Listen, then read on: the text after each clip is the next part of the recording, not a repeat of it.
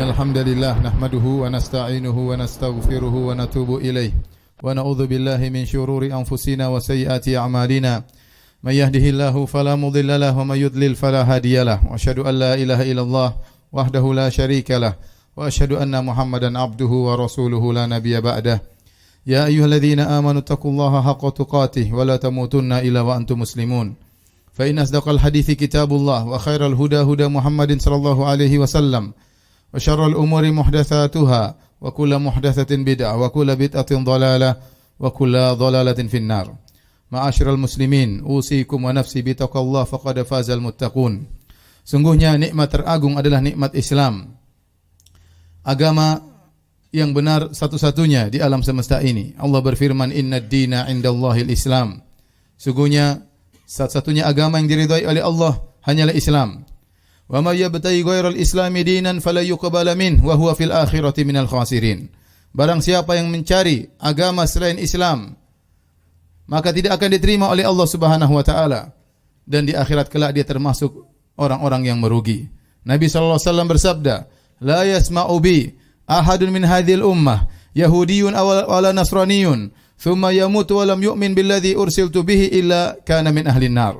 Tidak seorang pun dari umat ini yang mendengarkan tentang aku, kemudian baik Yahudi maupun Nasrani, kemudian dia meninggal dalam kondisi tidak beriman dengan apa yang aku bawa, kecuali dia penghuni neraka jahanam. Hadis sahih riwayat Al-Imam Muslim dalam sahihnya. Kita melihat miliaran manusia di atas muka bumi ini, masih banyak di antara mereka yang belum mendapat hidayah, tidak berada di atas Islam.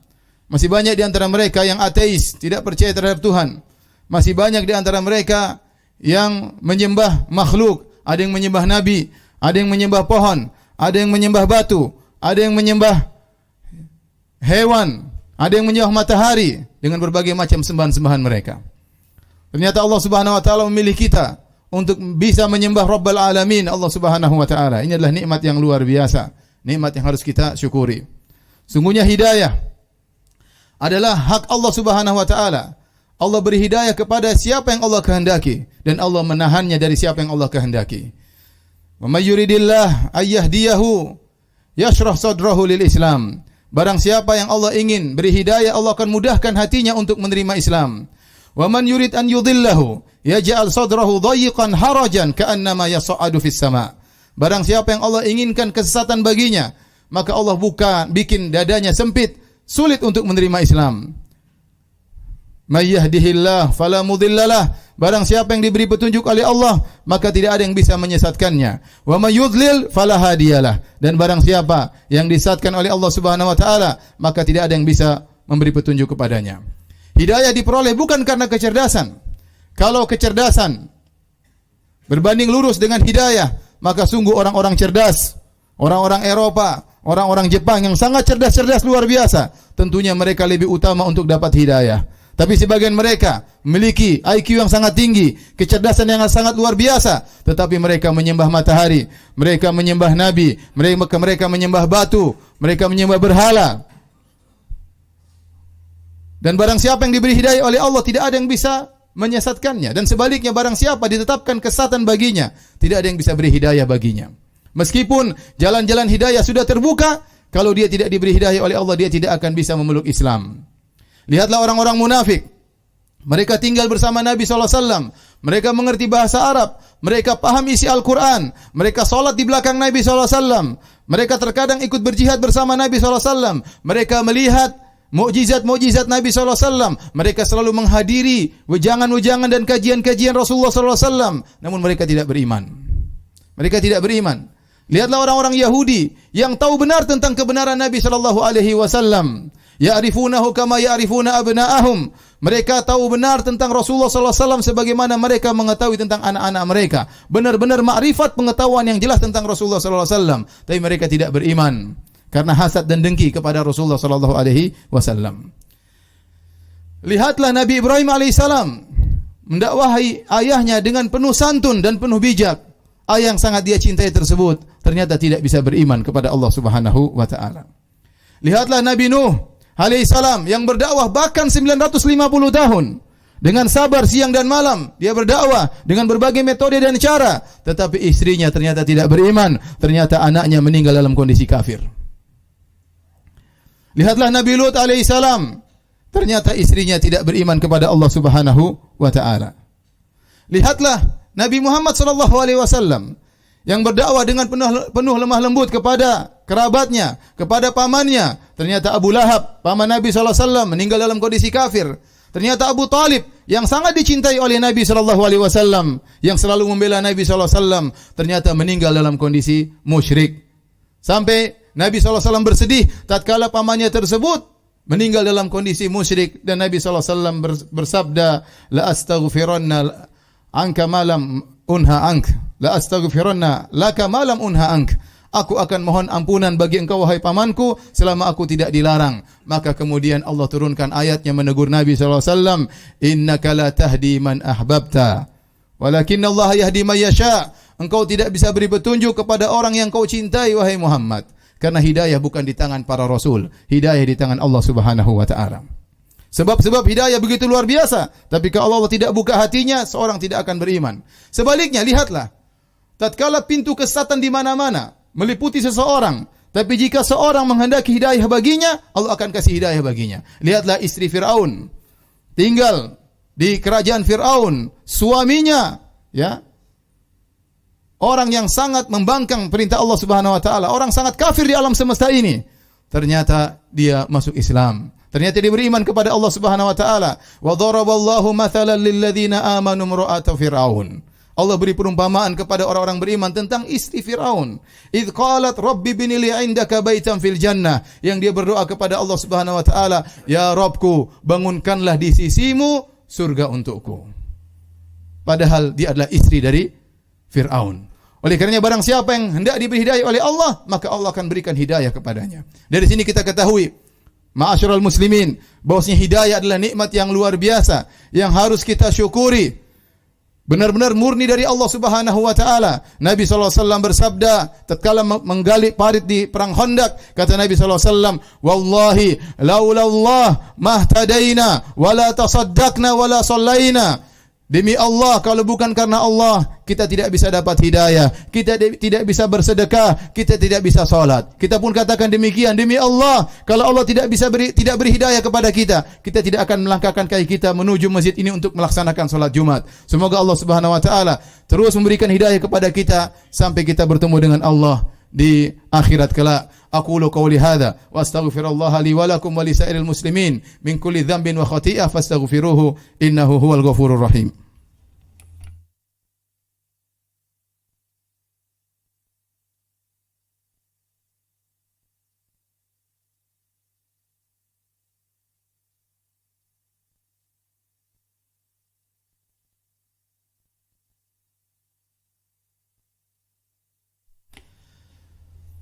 Alhamdulillahi ala ihsani wa syukru lahu ala taufiqihi wa amtinani wa asyhadu an la ilaha illallah wahdahu la syarika lahu ta'ziman li sya'nih wa asyhadu anna Muhammadan abduhu wa rasuluhu da'ila ridwani.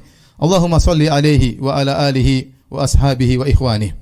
Ma'asyiral muslimin, nikmat hidayah, nikmat yang harus selalu kita ingat-ingat agar kita senantiasa bersyukur kepada Allah Subhanahu wa taala.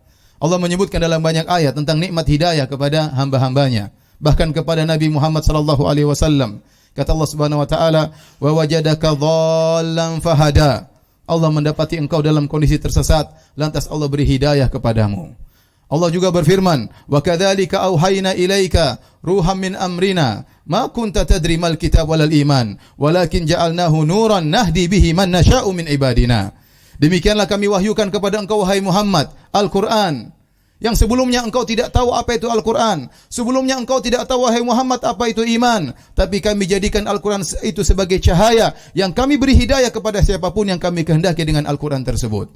Allah sebutkan nikmat hidayah kepada Nabi SAW. Balillahu yamunnu alaikum an hadakum lil iman. Akan tapi Allah yang beri anugerah kepada kalian sehingga kalian bisa beriman kepada Allah Subhanahu wa taala. Oleh karena di antara perkataan yang pertama diucapkan oleh para penghuni surga tatkala mereka masuk surga, mereka berkata, wa qalu alhamdulillahilladzi hadana li hadza wa ma kunna linahtadiya laula an hadana Allah. Begitu mereka masuk surga, mereka berkata, Segala puji bagi Allah yang telah memberikan hidayah bagi kami. Kalau bukan karena Allah, kami tidak akan bisa mendapatkan hidayah. Maka seorang bersyukur kepada Allah Subhanahu wa taala. Di tengah miliaran manusia yang hilang tidak mendapatkan hidayah, Allah masih milik kita untuk bisa mengenal indahnya Islam. Oleh karenanya di antara doa yang diajarkan dalam syariat Islam untuk diulang-ulang dibaca adalah ihdinas siratal mustaqim. Itu adalah doa yang sangat agung, bahkan wajib bagi seorang muslim sehari semalam paling tidak dia mengucapkan doa itu 17 kali. Hanya saja seorang tatkala mengucapkan doa tersebut terkadang dia kurang merenungi maknanya. Padahal maknanya sangat indah. Ya Allah, berikanlah aku petunjuk hidayah kepada jalan yang lurus. Itu di antara maknanya. Ya Allah, kalau aku masih tersesat, masih terjerumus dalam kemaksiatan, maka anugerahkanlah aku untuk bertobat agar aku kembali kepada jalan yang lurus. Ya Allah, kalau kau sudah beri aku jalan yang lurus, tegarkanlah aku di atas jalan yang lurus tersebut. Ya Allah, kalau aku sudah berada di jalan yang lurus, bukakanlah bagiku pintu-pintu kebaikan yang lain yang belum aku ketahui. Terutama di zaman sekarang ini, betapa banyak fitnah, fitnah syahwat, fitnah syubhat, betapa banyak orang berbicara tentang agama, berbicara dengan kebaikan maupun berbicara dengan kebatilan. Betapa banyak orang tidak mengerti dasar-dasar agama sehingga terpengaruh dengan pemikiran-pemikiran mereka. Sangat kita butuh dengan berdoa agar Allah menetapkan kita di atas hidayah. Terlebih-lebih lagi Nabi SAW pernah bersabda, "Badiru bil a'mali fitanan ka qita'il lail muslim. Yusbihu rajulu mu'minan wa yumsi kafiran. Wa yumsi mu'minan wa yusbihu kafiran." Kata Nabi SAW, hendaknya kalian menyegerakan berbuat amal kebajikan sebelum datang fitnah-fitnah, ka qita'il lail muslim, seperti potongan-potongan malam yang gelap gulita. Sampai begitu gelapnya fitnah tersebut, orang tidak bisa membedakan mana yang benar, mana yang salah. Sampai kata Nabi, yusbihu rajulu mu'minan, di pagi hari seorang beriman, sorenya dia kafir.